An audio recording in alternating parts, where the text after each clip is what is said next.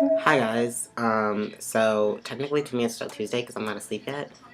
Yeah, I'm back to this schedule because papers. I'm in my finals week and I have a lot to do. But this week's topic is, I think we're talking about like communities for FTMs. Um, the big one that I use is FTM Tumblr. No, fuck yeah, FTMs. It's like Tumblr, and I can check mine out. And I have one that's for gay FTMs because, as we all know, I identify as a gay FTM. Um, and let me give you that one. It's probably like fuck yeah gay FTMs. Well, I have fuck yeah FTMs of color and um gay trans guys. And I follow Almost Mac, who's a trans guy. He's like a beautiful fucking photographer.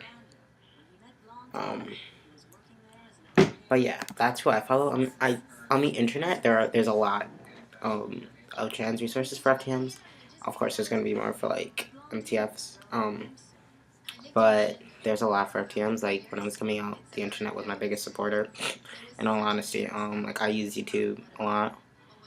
You know, like I used uppercase Chase, his Tumblr. I mean, wow, his YouTube. And there was another FTM on Tumblr, and his name was Oliver. Like, but he was just called Ollie, and his was Never Ever Show It. But he doesn't make videos anymore. Like, I don't know what happened to him, but he really helped me like see who I was and everything. Like I used his, that was my main one, and then I found Chase. Um, but yeah.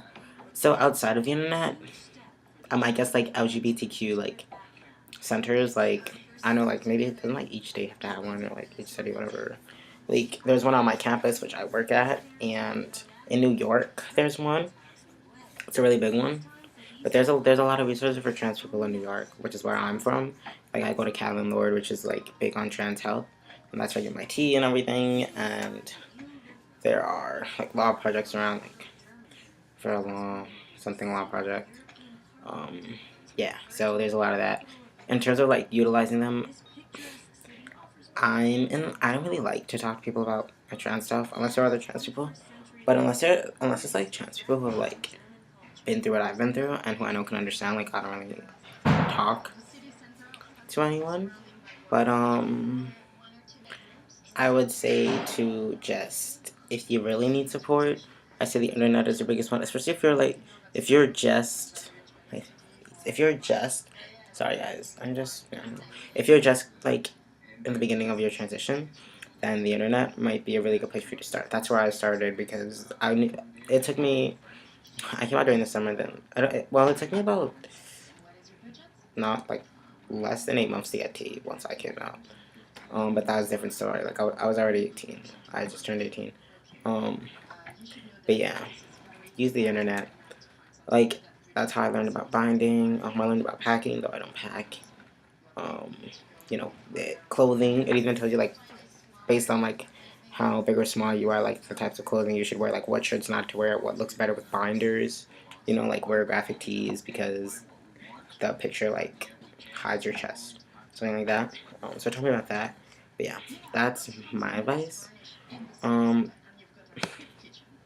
I don't really have that much to say, but I don't really like to take people's support. Being a gay FTM, like it's very hard for me to find um, those support resources for me. Like I googled it one time and I didn't find anything. But so it's a little difficult for me. But I'd say Tumblr's really big. Tumblr and YouTube would be my top ones for like support on the internet. And if you don't have a computer, or well, you have to be watching this, well, whatever. If you don't have access to the internet like that, find something local, like in your town or in your city, because there has to be something. Um, there's not just one of us in every city or town, guys.